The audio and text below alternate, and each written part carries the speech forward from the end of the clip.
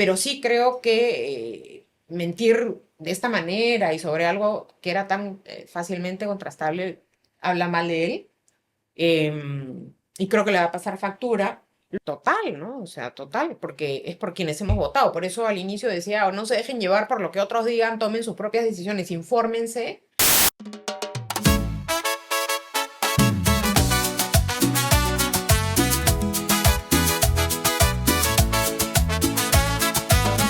Despierto y la ciudad parece gris, pero guardo en el alma un jardín. Hola, ¿cómo están? Muy buenas noches, los he estado esperando.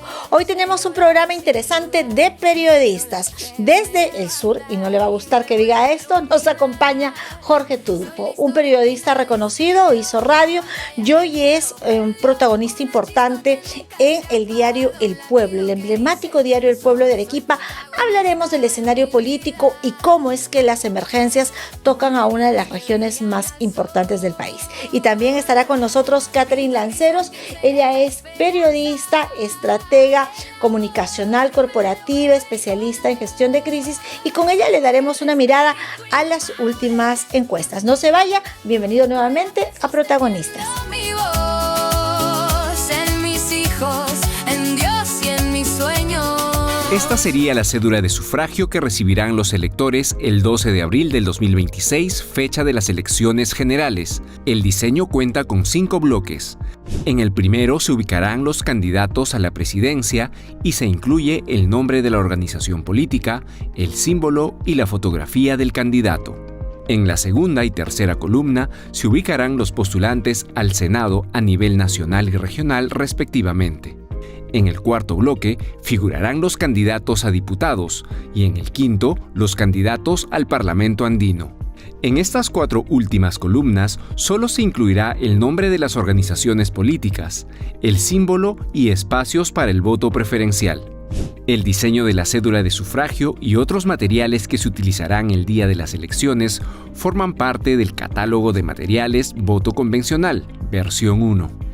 En el documento también se incluye la cédula de sufragio 3 elecciones que recibirán los miembros de las Fuerzas Armadas y la Policía Nacional que se encuentran desplazados fuera de su domicilio registrado en el RENIEC, quienes ejercerán su derecho al voto solo en 3 elecciones. En la elección de fórmula presidencial, de senadores por Distrito Nacional y de representantes al Parlamento andino. El catálogo de materiales fue aprobado mediante resolución jefatural número 140, que se irá actualizando en el marco de la organización del proceso electoral.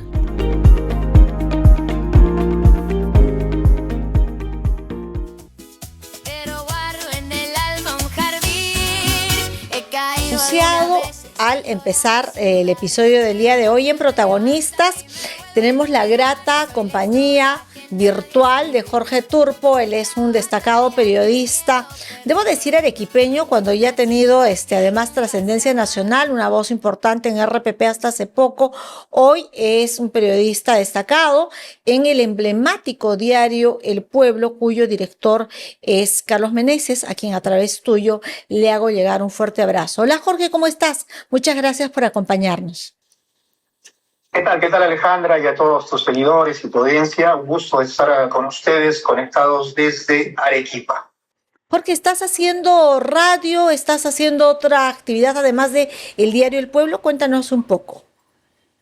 Bueno, también en redes sociales tengo un programa de entrevistas, un podcast que se llama Manos Arriba. Estamos entrevistando a los candidatos a la Cámara de Diputados, a la Cámara de Senadores, candidatos presidenciales, abocados también a lo que son las redes sociales, pero sí en el decano de la prensa regional, que es el diario El Pueblo. ¿En qué plataforma te podemos seguir, Jorge?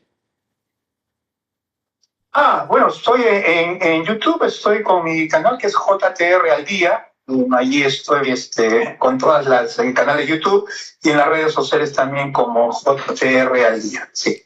Te vamos a seguir entonces y te deseo mucho éxito en estas plataformas alternativas que nos permiten conocer de manera quizás más amplia y más profunda cada uno de los candidatos.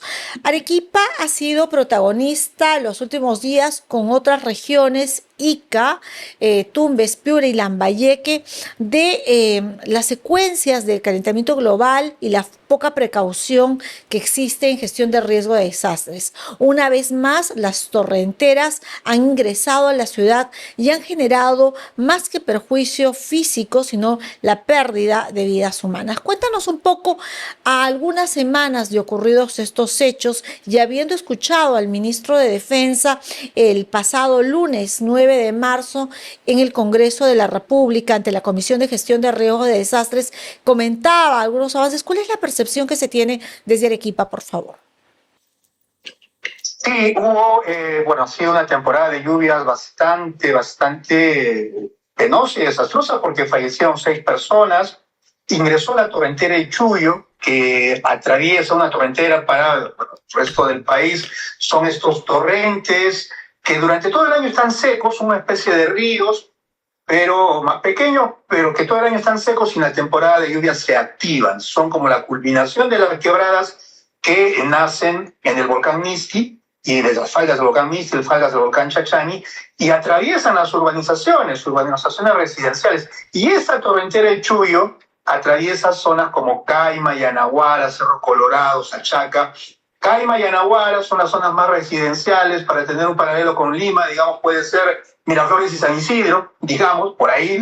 Son los metros cuadrados más caros de Arequipa, están en esos distritos y esas zonas fueron destrozadas. Ingresó la torrentera, pero ¿por qué causó destrozo? Porque irresponsablemente se fue estrangulando la torrentera. Es decir, su cauce, que era de 30 metros, ahora es apenas de 3 metros, porque ganaron urbanizaciones, colegios, en fin, y terminaron haciendo que su cauce, y que en algún momento la memoria del agua recupere su cauce y destroce todo a su paso. Y de esa emergencia, que han pasado 15 días, estamos todavía recién recuperándonos. Ha habido apoyo, ciertamente, pero falta.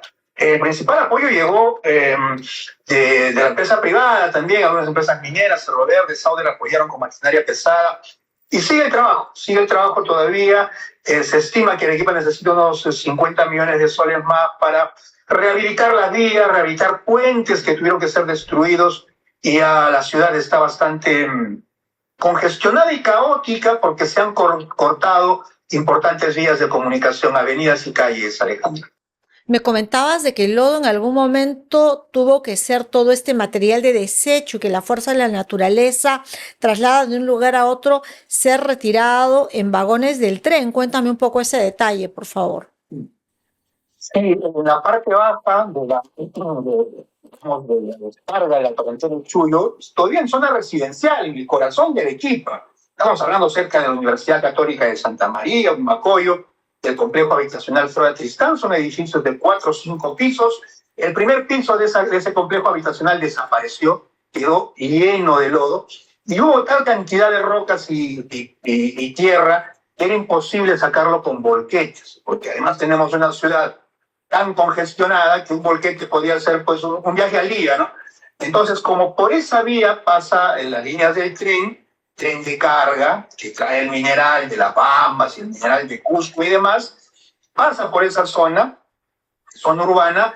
El municipio provincial ha logrado un convenio con el Ferrocarril Trasandino y con Perú Rey, y en vagones de carga están retirando esas cantidades de tierra que se estiman en unas 22.000 toneladas, y eso es un apoyo importante. Entonces se va a recuperar poco a poco esa zona. Hay familias sí que lo han perdido absolutamente todo. Se ha hecho campañas de solidaridad y algo. El gobierno nacional ha prometido darles un bono de 500 soles mensuales por 2 años.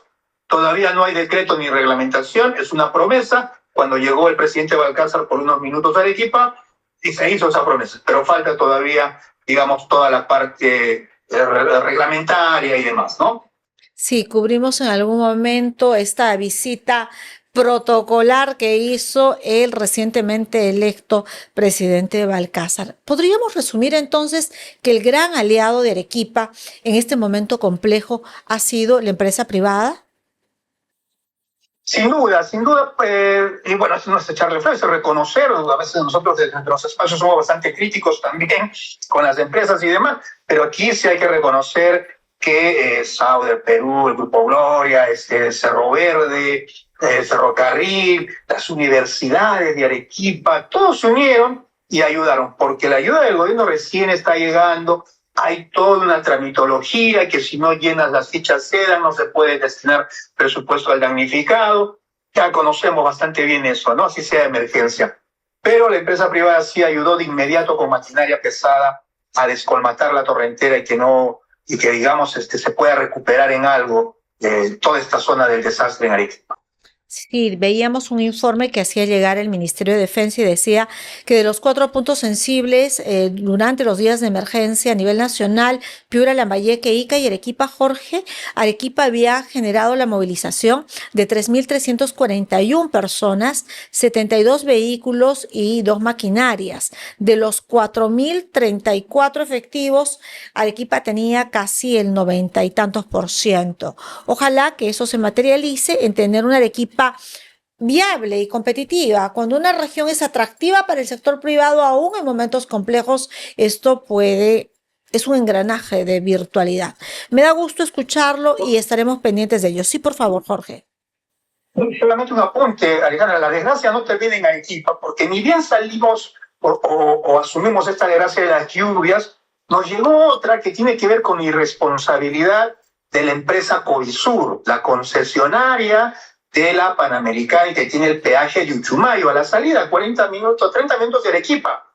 ¿Qué ha pasado? Pasas el peaje y hay un puente sobre el río Chili, ha colapsado ese puente. Y no por las lluvias, sino porque no le dieron mantenimiento. La losa del puente tiene tremendos agujeros y el lunes Covisur cerró el tránsito. Imagínate, Arequipa ha quedado aislada en realidad. Todo el tránsito se ha cargado a la antigua carretera Cerro Verde para ingresar del kilómetro 48 a Arequipa, 6 horas. Están trasladando Puente Bailey. Hoy ha llegado un puente Bailey. Que no es nuevo, ¿ah?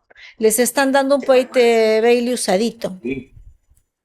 Y bueno, van a instalar ese puente para que Arequipa no esté de esa manera aislada prácticamente a través de la vía terrestre.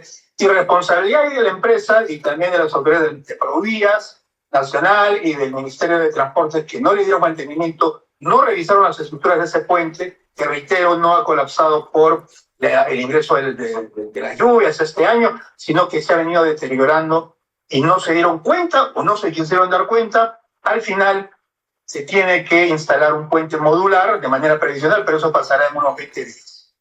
Jorge, yo te agradezco que nos hagas este comentario porque finalmente las vías son parte de un archipiélago de toma de decisiones. Tú tienes infraestructura vial nacional, regional y local y esta tiene una clara competencia del Ministerio de Transportes y Comunicaciones.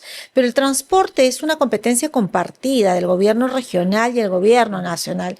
Entonces habría que conocer también qué hizo el gobernador regional en esta materia. Recordemos que la variante de Uchumayo es una obra ejecutada por una anterior gestión regional y que fue observada por la Contraloría General de la República, comprometida en el club de la corrupción y las constructoras.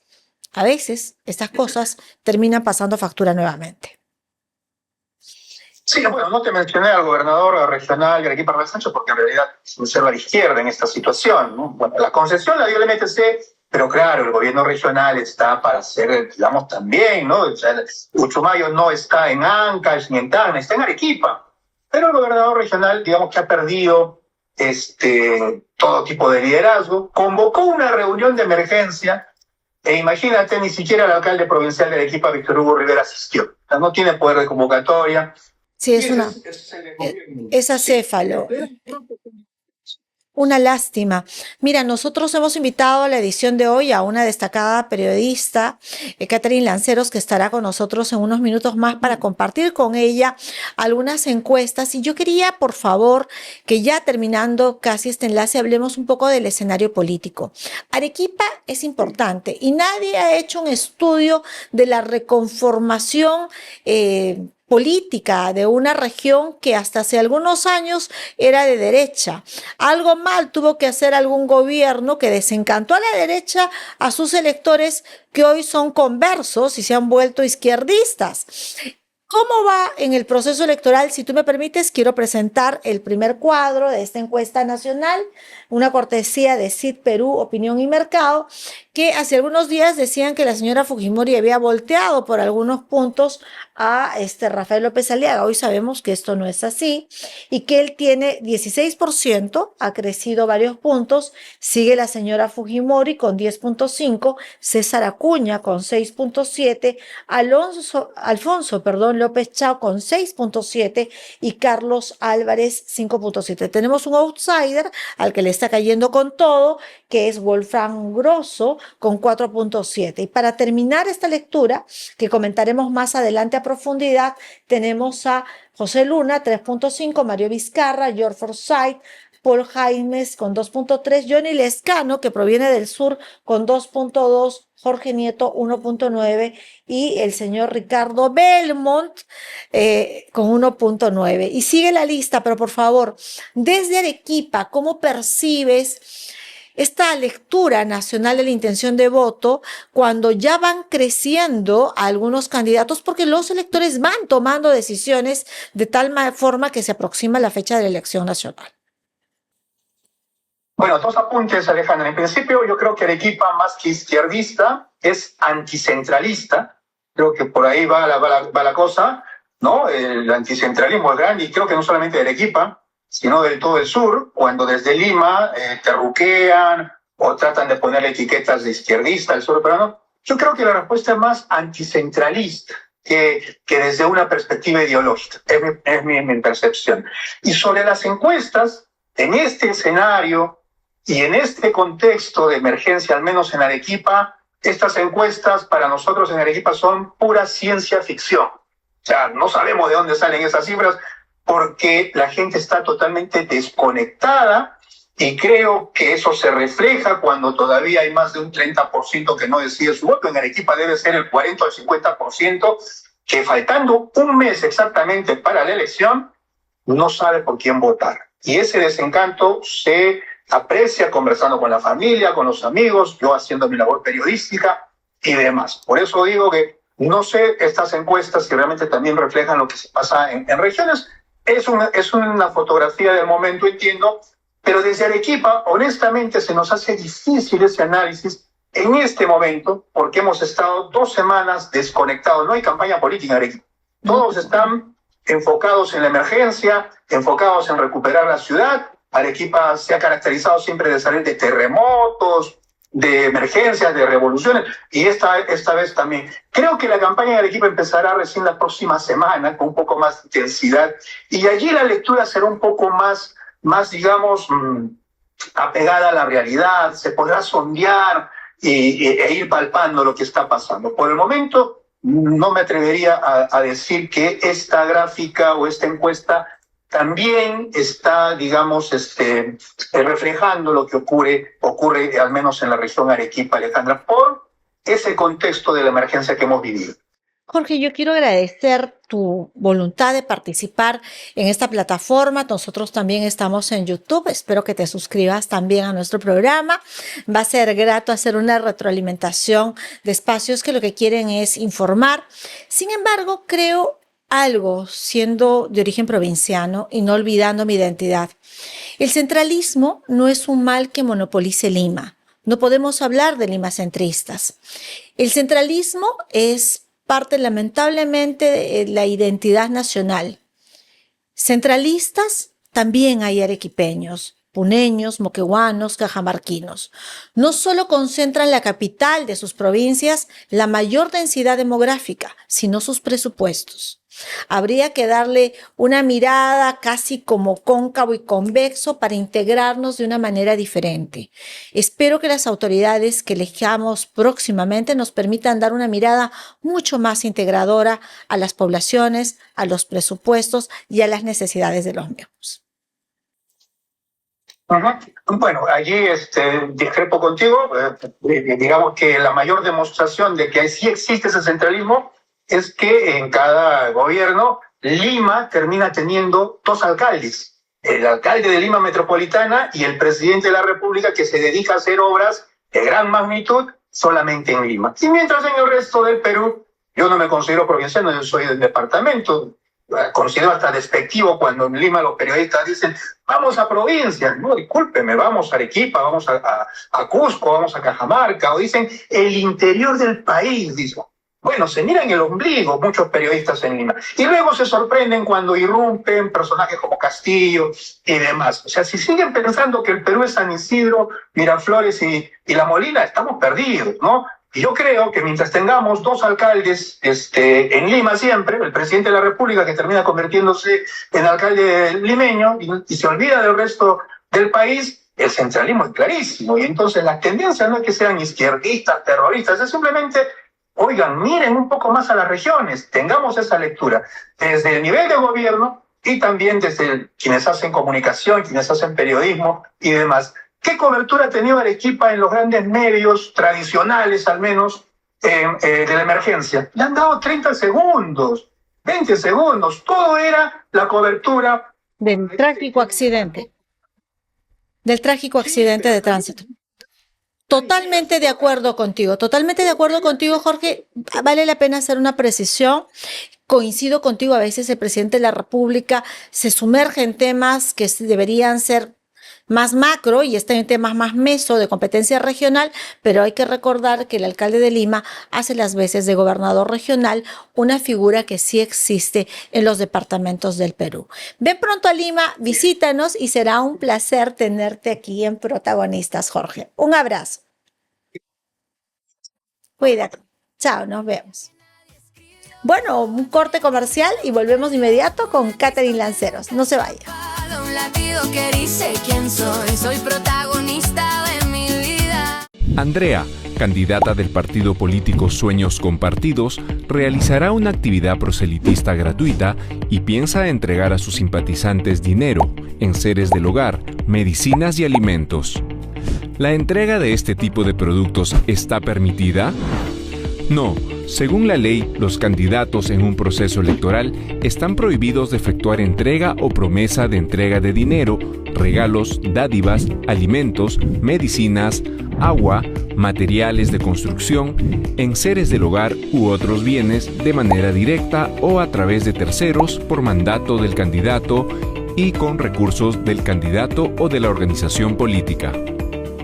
Esta prohibición no aplica en los siguientes casos: cuando en un evento proselitista gratuito se entrega bienes para consumo individual e inmediato, o cuando se entregan artículos publicitarios como propaganda electoral. En ambos supuestos no deben exceder del 0.3% de una UIT, es decir, 16 soles con 50 céntimos por cada bien entregado. Si se incurre en esta práctica prohibida, el Jurado Electoral Especial del Jurado Nacional de Elecciones impone una multa al candidato infractor y o dispone su exclusión según corresponda. ¿Quieres saber más? Comunícate con nosotros y te ayudamos. Con heridas que brillan al sol. Y estamos de vuelta aquí en Protagonistas y estoy súper contenta porque tengo en el programa a Catherine Lanceros. Ella es una destacada periodista, hoy ve temas corporativos, tiene experiencia en gestión de crisis y vamos a conversar los próximos minutos. Catherine, bienvenida. Gracias, Alejandra. Encantada de estar contigo. Muchas gracias. Te has hecho esperar un poquito. Ya no, o sea, me parece que estás a punto para hablar de estos temas políticos. En el bloque anterior estuve hablando con un periodista también, con el que tuve oportunidad de trabajar, se llama Jorge Turpo. Sí, muy conocido. Sí. Excelente periodista. Un sí. gran periodista destacado, además escritor, filántropo, ha hecho cosas interesantes, Jorge, y tiene una mirada que yo comprendo, como muchos de nosotros, que dice el hartazgo de la indiferencia estatal. ¿Cómo ves al país a portas de un nuevo proceso electoral? Acaba de juramentar en Chile el presidente Kast. Creo que hay una coyuntura política interesante. ¿Cómo ves el escenario? Bueno, recién empieza a calentar el escenario electoral, ¿no? Ha estado todo muy tranquilo, muy parado. Comienzan a moverse las encuestas. Sin embargo, todavía no hay nada claro porque tenemos casi 40% de indecisos, de no sabe, de no opina o no comenta, ¿no? Entonces tenemos al signo de interrogación liderando las encuestas de lejos, ¿no? falta un poquito todavía, pero empieza a calentar, empiezan a aparecer ya los outsiders o los candidatos pequeñitos que salen de la tropa de abajo y comienzan a destacar. Entonces empieza a ponerse interesante. Ahora, la dinámica electoral que nosotras conocemos era distinta. Yo me acuerdo que antes uno hacía campaña electoral con afiches, que había caravanas, entonces tú veías, era como una fiesta, una movilización. Incluso la dinámica económica era mucho más activa porque no había el tema de los topes ni las dádivas electorales. Entonces me acuerdo que en la campaña veías polos, veías regalos que ya parecían casi prebendas, o sea, había mucho movimiento variopinto, había ruido, la gente salía con tambores, con bubus, nada de eso hay. Claro, lo que pasa es que es una campaña distinta por varias razones, ¿no? Primero, por los topes y el control para las donaciones, aportes de campaña. Lo segundo es que ya tiene mucha más presencia ahora que en las campañas anteriores las redes sociales y los candidatos han aprendido a usarlas mejor. Y lo tercero es que ya no hay partidos políticos como los que teníamos antes, ¿no? Que tenían militantes, que eran partidos sólidos, con tradición, con historia, y que movilizaban a mucha gente, ¿no? Eran 3 o 4 partidos que todos conocían y que las familias eras de uno, de otro. Había una identificación con ideología política, ¿no? Hoy la mayor parte de partidos que postulan son nuevos, ¿no? De la mayoría no conocemos ni el nombre. Menos el símbolo, hace la Exactamente, idea. conocemos el nombre de uno que otro candidato, pero no sabemos bien con qué partido va. Hay muchos candidatos que van en una elección con un partido, luego le cambian el nombre o cambian de partido. Entonces ya tampoco hay esa mística, esa pertenencia a un partido o a una línea ideológica o política, ¿no? Es una elección muy rara, muy diferente a las anteriores y que todavía efectivamente no se siente, pero que está empezando a calentar porque la presencia de los que han salido de otros como Grosso, Wolfgang Grosso o López Chao, ya te varía un poco el escenario que nos ha acompañado los últimos 6 o 7 meses. Porque una cosa es conversar con el elector, ¿no? Que te dice, ay, te preguntan siempre, ¿por quién vas a votar? No sé, esa es una decisión tan personal que obedece a mis expectativas, a mi forma de ser, que no necesariamente son las tuyas. Y a veces uno piensa que tenemos que votar igual o pensar igual. La elección es personalísima, es familiar, obedece, y hablábamos un poco a nuestros intereses y necesidades familiares, y es legítimo. Y cuando tú hablas, Catherine, con un candidato, te cuenta un poco esto, te dice, antes quienes querían colaborarme lo hacían, hoy me cobran el día. Si yo necesito poner un panel o necesito poner esto, ya no hay una persona que vaya a decir, señora o señor, yo lo apoyo por tal Claro, la gente motivo. del partido que va y lo hace porque son parte de esa institución, esa organización y se juntan para apoyar a sus candidatos, Ya que no ya no existe. existe, es Exactamente, ya pasado. no existe, claro, Entonces lo que tú tienes es claro. personas que trabajan en Contratadas, campaña. claro, claro. Y por Ujú. eso tiene que ver esto que tú explicabas hace un momento. ¿Por qué votar por un interés personal, familiar, común? ¿Cómo es que habría que segmentar por quién voto? ¿Qué criterios tendría que tener la persona que decide votar por alguien?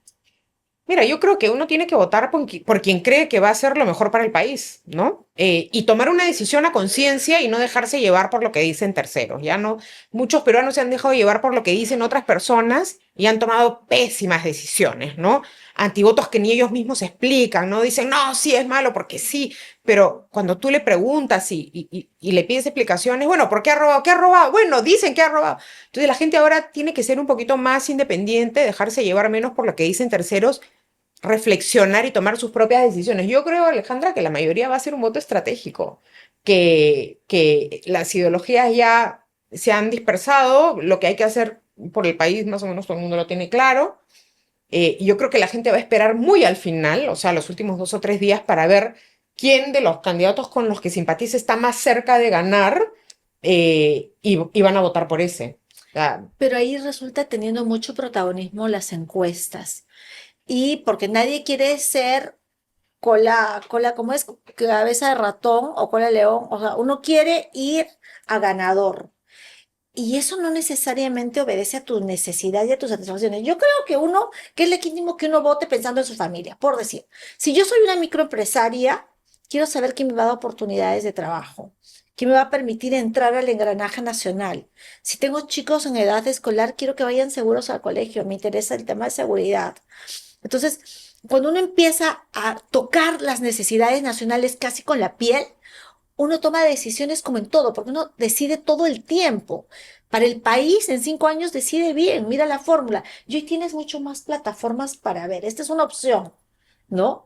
Y si estás en el internet o en el Instagram o en el TikTok, también hay oportunidades para ver. Entonces, como que uno que le tiene que dedicar tiempo porque resulta siendo una decisión determinante. Sí, no, yo creo que la gente va a decidir a última hora. Lo importante ahora, en estas semanas que quedan antes de las elecciones, 4 semanas, es ayudar a la gente a aprender a votar, a entender la cédula, a saber exactamente cómo funciona, si puedes cruzar o no puedes cruzar, dónde puedes cruzar, cómo, para que los votos no terminen siendo viciados, ¿no? Para que cada voto valga y cuente. Yo creo que ahorita la tarea es esa, enseñarle a la gente a familiarizarse con la cédula y a usarla rápidamente y de una manera eficaz. Pero ni siquiera puedes decir que son 5 elecciones, porque en todo el país no son 5, sino son 4. O sea, si tú estás en una determinada región y no te corresponde hacer una elección para senador regional, solo votas por el senador nacional y son 4 columnas. Entonces, va bien de que tú vayas viendo dónde está posicionado tu candidato y que trates de identificar el símbolo, porque no hay nombre. Como lo hemos dicho, la cédula presidencial, en la fórmula presidencial no vas a leer, pues, Rafael López Aliaga, Keiko Fujimori, yo qué sé.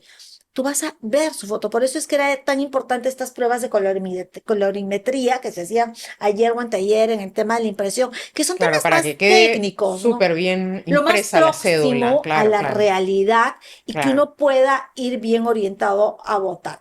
Vamos a volver luego de esta pequeña pausa comercial para mirar estas encuestas. Las vamos a mirar con detenimiento, cómo está votando, para tratar de entender cómo vota el centro, el sur del país. Es una cortesía de CIR Perú y la presentamos tras la pausa. No se vaya. Un latido que dice quién soy. Soy protagonista de mi vida. Se acercan las elecciones generales y estas son las autoridades que elegirás el próximo 12 de abril. La fórmula presidencial, integrada por los candidatos a la presidencia y 2 vicepresidencias.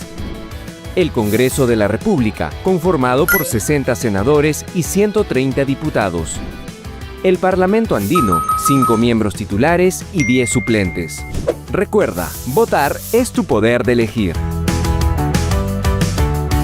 Espíritu indomable, con la fe sosteniendo mi... Bienvenidos nuevamente a Protagonistas. Les vamos a presentar con Catherine Lanceros las encuestas que son una fina cortesía de José Manuel Saavedra y las tenemos acá. Una miradita a la ficha técnica, ¿ok? Esta se realizó en campo entre el 6 y 9 de marzo.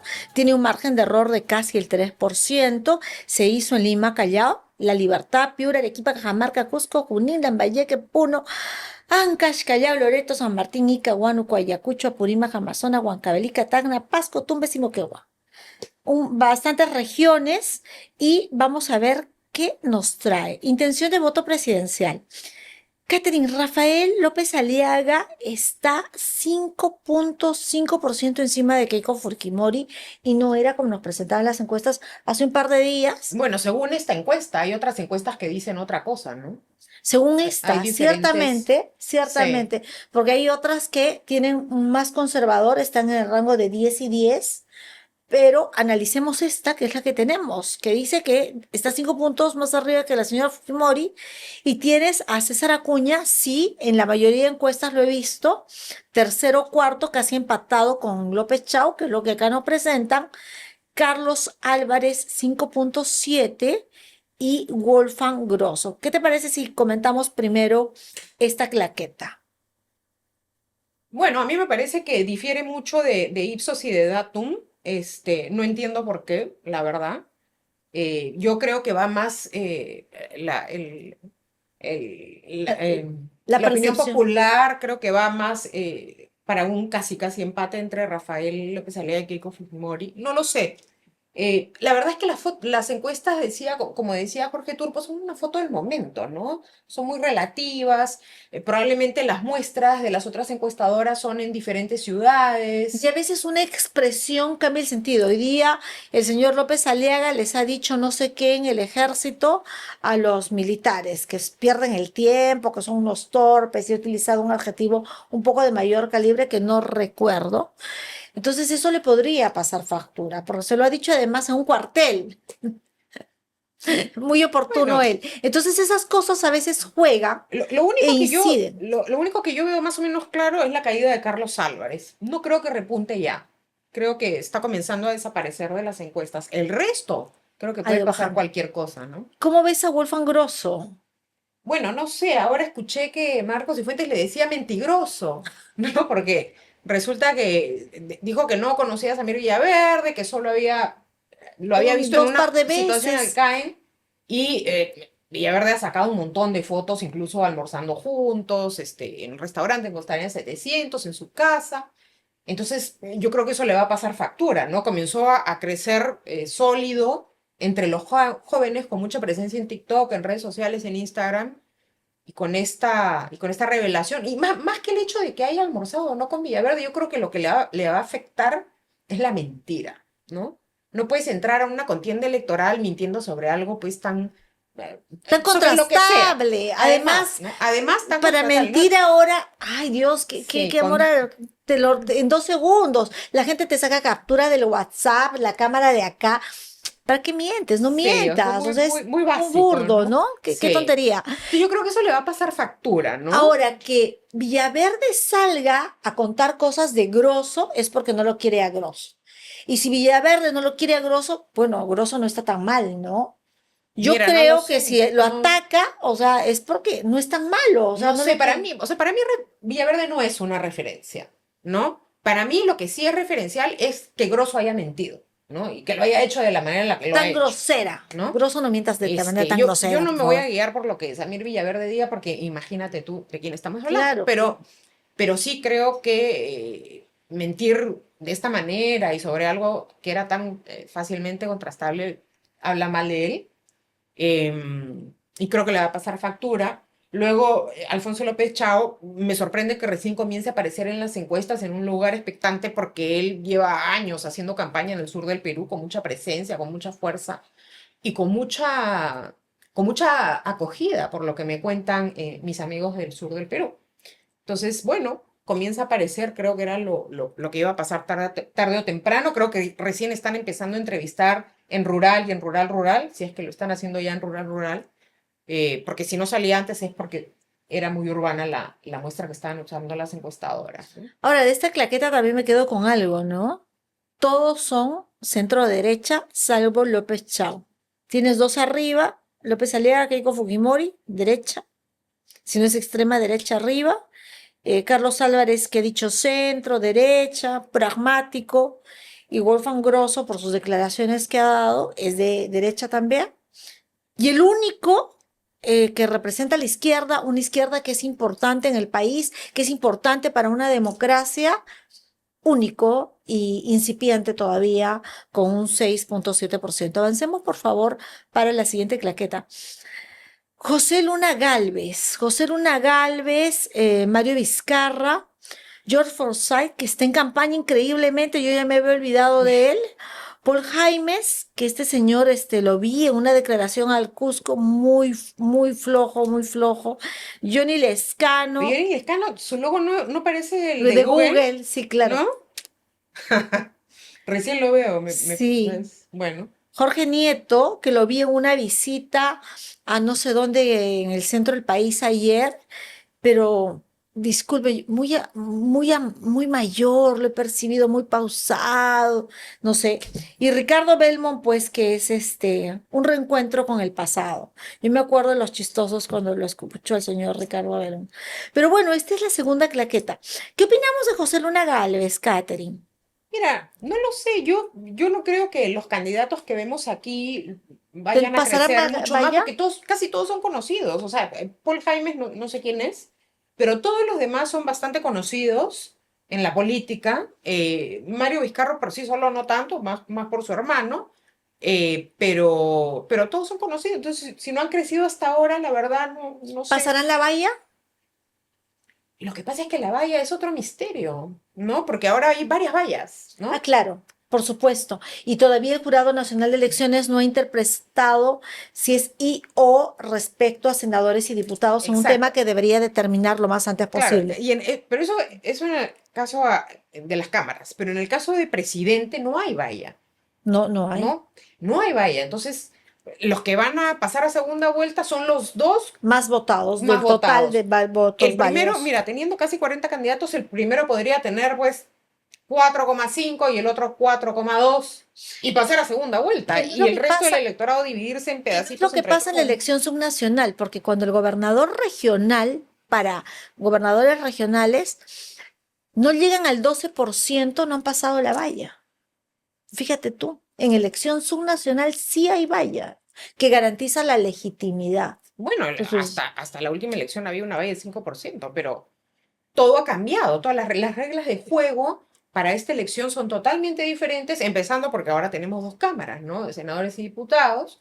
Y las reglas de juego para pasar la valla son diferentes vallas. Como tú dices, todavía no está claro si están senadores y diputados, ligadas sí, una a la claro. otra. Entonces, bueno, la verdad es que es confuso. Yo creo que en estas semanas que quedan previas a la primera vuelta electoral, lo mejor que podemos hacer es un poco de docencia. Y Quienes han empezar a entendido y explicar conocen bien el cómo tema. va a ser este nuevo proceso, tanto en la elección, en el voto, como en el conteo y todo este asunto de las vallas, y haría una gran labor compartiendo con la ciudadanía, porque la Escuchaba verdad es, yo precisamente de quienes conocen el tema electoral que quienes lleguen al 3.5 tienen bancada y en ese grupo está Podemos y que tiene además él una persona que lo apoya, que será este señor Urresti, que salió recién de la cárcel por la aplicación de una ley y que está activamente, y que recuerden que él postulaba la candidatura a la Municipalidad de Lima y que hizo un trabajo de campo con el mismo símbolo hace algún tiempo. Entonces, yo no sé si esa campaña de la que viene Urresti podría sumarle algunos votos a José Luna. Mario Vizcarra, como dice Catherine, no ha dado la talla. Gracias a Dios. George Forsyth, yo no sé, pues me acuerdo que estaba vestido de cadete y más nada se fue a cuadrar a Gerí y cuando Gerí se cayó fue el primero que lo maltrató. O sea, creo que esas cosas pintan al señor Forsyth. Paul Jaimes flojo y Johnny Lescano. He escuchado decir que Johnny Lescano va trabajando mucho y que le va yendo bien. bueno, Que le siga a yendo todos les bien. deseo lo mejor. Veamos, por favor, la cuarta claqueta. En la cuarta claqueta tenemos un poco la dinámica que nos presenta esta importante encuesta CID Perú, que es cómo ha evolucionado el voto del señor Rafael López Aliaga de 15.1, 15.3, 14, 16. Y tenemos más abajo el desempeño de la señora Fujimori, 9.3, bajó a 8, 6.8 y ahora habría repuntado a 10.5. 6% tiene Acuña, 6.1, 6.4, 6.7. Nadie dice mucho, pero es sólido, su 6% es sólido, según lo que nos presenta esta encuesta. Y López Chao con 4.8, empezó 6, repuntó, bajó a 5.1 y parece haberse posicionado mejor ahora con 6.7. Y tenemos a Wolfgang, inexistente al inicio, 0.2 en enero, o sea, estamos en marzo. Miren de la manera en la que ha crecido. 1.1 en febrero, 2.9 en febrero, segunda quincena, y a marzo estaba a 4.7. De todos los candidatos, es el que vino creciendo de manera más rápida. Y yo creo que no le ha quitado a nadie, ¿ah? Yo creo que su electorado viene de los indecisos, del no sabe, no opina, y es básicamente joven, ¿no? Así es, mirábamos un poco las encuestas de CPI Los con... insatisfechos son los que están sacando, Vino Carlos votando por... Cabanillas la vez pasada y mirábamos las encuestas y él identificaba que Grosso y Keiko eran los que mejor posicionamiento con jóvenes de 18 a 24 años tenían, según CPI en este Ujú, caso, ¿no? Y ujú. que era básicamente crecimiento en redes sociales. Siguiente, por favor. Bueno, este es un poco el sentir de las diferentes regiones del país, oriente, centro y sur. Y quizás acá podamos ver a Ahora Nación, Alonso Pérez Chao, en el sur. ¿Cómo está? Vamos a ver, tiene 14,8. 14,8. Ya esa es la izquierda. 14,8%. ¿Y cómo le ve en el centro? 9%. No le va mal en el centro. En el oriente, 4,7%. Mejor en el oriente está la señora Fujimori y Acuña, según esta encuesta. ¿Y quién más tenemos de la izquierda? Johnny Lescano, a ver en el sur cómo le va. Johnny Lescano tiene 6,6 en el sur. Y Jorge Nieto, bajo también Jorge Nieto. ¿A qué crees tú se debe que Jorge Nieto no ha subido, Catherine? No lo sé, yo no lo he visto en campaña, no lo he visto, no sé qué discurso está usando, no lo sé, no lo sé, creo que no tiene mucha presencia tampoco en medios, Y ¿no? su marca tampoco es conocida, ¿no? Sí, Porque él tiene un sol. Si te es un vas al sol. cuadro anterior, por favor. Pero en la elección anterior creo que también postuló y tampoco pasó mucho, ¿no? No salió del otros, Mira, ahí el está. sol, ¿no? Un sol. Un sol que nadie recuerda, entre ellas nosotras, que más o menos consumimos información, y sí, muy flojo. No dudo que sea un buen técnico, un buen político seguramente, una persona que le hace bien a la política, pero muy flojas las campañas presidenciales. Cuando uno mira aparte de estos candidatos, dice, ¿por qué ellos y por qué no otras personas? ¿Qué ha pasado para tener esta calidad de candidatos? Y seguramente nos hace pensar de la clase política. ¿Qué viene después de esta campaña Pero la nacional? clase política, nosotros tenemos la culpa de la clase política que tenemos porque somos los ciudadanos los que los ¿Cuál escogemos. es la responsabilidad de la ciudadanía? Total, ¿no? O sea, total, porque es por quienes hemos votado. Por eso al inicio decía, "Oh, no se dejen llevar por lo que otros digan, tomen sus propias decisiones, infórmense para que cada uno se forme un criterio propio y tome una decisión informada y no, ¿por quién voto? ¿A quién dice? ¿Dónde pongo? No, ¿no? Que cada uno realmente sepa por quién está votando y no se deje engañar por quienes se creen la conciencia moral del país y nos quieren decir qué es lo que tenemos que hacer y quién está bien y quién está mal. Yo sé que es tedioso a veces seguir a los candidatos, pero hay que hacerlo, ¿no? Y claro, los candidatos tampoco ayudan mucho. Yo que consumo medios regularmente, soy una persona relativamente informada, si no muy informada para el promedio, la verdad que no he visto a Nieto, por ejemplo, en campaña, tampoco he visto a Johnny Lescano, probablemente han escogido otro público, pero creo que hay que ponerle un poquito más, más de intención y de esfuerzo, ¿no? Pero creo que también, además de, sin querer exonerar a nosotros los electores, tienen una responsabilidad los partidos políticos. Mira tú lo que pasó con Acción Popular. Es caótico lo que pasó con Acción Popular. Lo que ha pasado con el PPC, que no respalda a su candidato, que es un buen candidato, el señor Quiabra. Mire lo que ha pasado con el APRA y el señor Enrique Valderrama, divorciado de un partido histórico cuyos referentes políticos no lo acompañan en lo absoluto.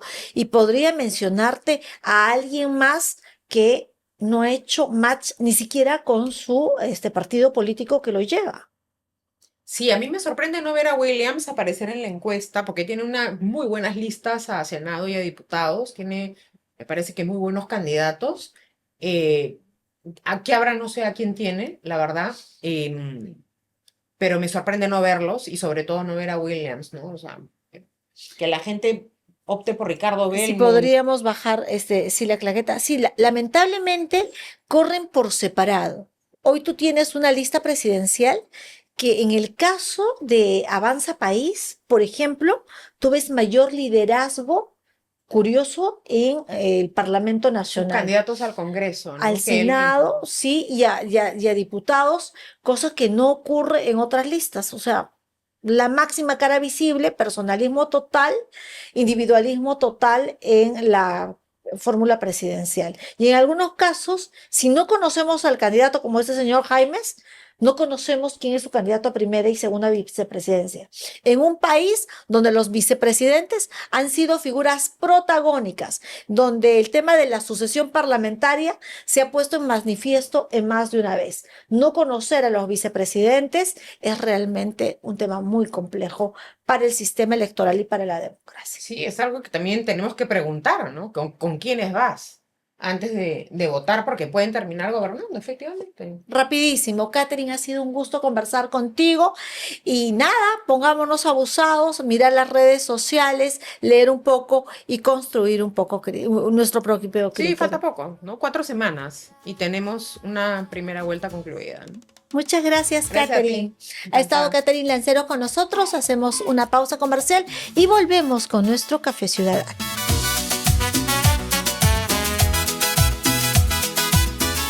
En las elecciones del 12 de abril, con el voto cruzado, podrás votar por diferentes organizaciones políticas en la cédula de sufragio. Por ejemplo, puedes elegir la fórmula presidencial de un partido, votar por los senadores nacionales de otro y así sucesivamente en las otras 3 elecciones. Ojo, solo puedes marcar una opción en cada columna, de lo contrario tu voto será nulo. Recuerda, votar es tu poder de elegir. Mi voz en mis hijos, en Dios y en mis sueños. Encuentro la razón de quién soy. Una pincelada de color. Bienvenidos al Café Ciudadano, esta vez es una fina cortesía, estuve dándome una vuelta por el sur y una cadena hotelera me hizo este obsequio para que probara el café Sokia.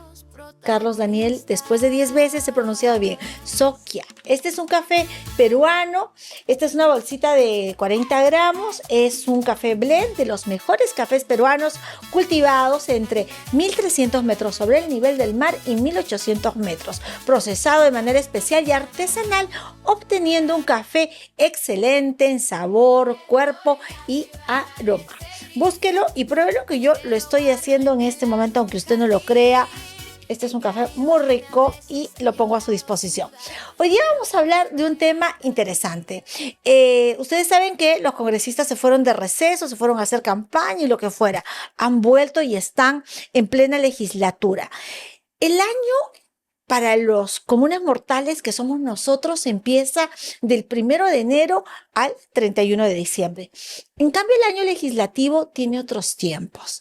Empieza el 28 de julio, cuando juramenta el presidente de la República y se instala el Congreso hasta el próximo 28 de julio. O sea, hablamos que a medio año está empezando la legislatura y tiene periodos de receso. El primer periodo de receso por la Constitución Política del Estado y el reglamento del Congreso empieza el 15 de diciembre y se va hasta el 1 de marzo. Y por eso les hablaba de que hemos empezado la última legislatura del año 25-26 y que empieza con esta el fin de una era. Porque hasta aquí tuvimos la unicameralidad, es decir, que quienes legislan eran conocidos como congresistas o parlamentarios. Después de más de 33 años de vida republicana y democrática, vamos a pasar a la bicameralidad. Esto quiere decir que en adelante elegiremos a diputados y senadores. El Perú antes en su historia ya ha tenido 2 cámaras. La diferencia de esta bicameralidad es que las funciones que se les atribuye a cada cámara son diferentes. Los diputados legislan, los senadores tienen encomiendas diferentes. Fiscalizan, control político y además eligen a funcionarios de alto nivel. Esta bicameralidad debe tener un objetivo fundamental. Es que las leyes sean más reflexivas, que ya no tengamos la ley del saludo a determinadas cosas que no son relevantes ni trascendentes para nuestra vida democrática, para la salud de nuestro país. Nosotros, café a café, vamos a ir comentando y presentando los cambios de este poder legislativo importante. Ahora que es fin de semana, disfrute su café y haga algo interesante con su familia. Gracias por acompañarnos. Hasta aquí el Café Ciudadano.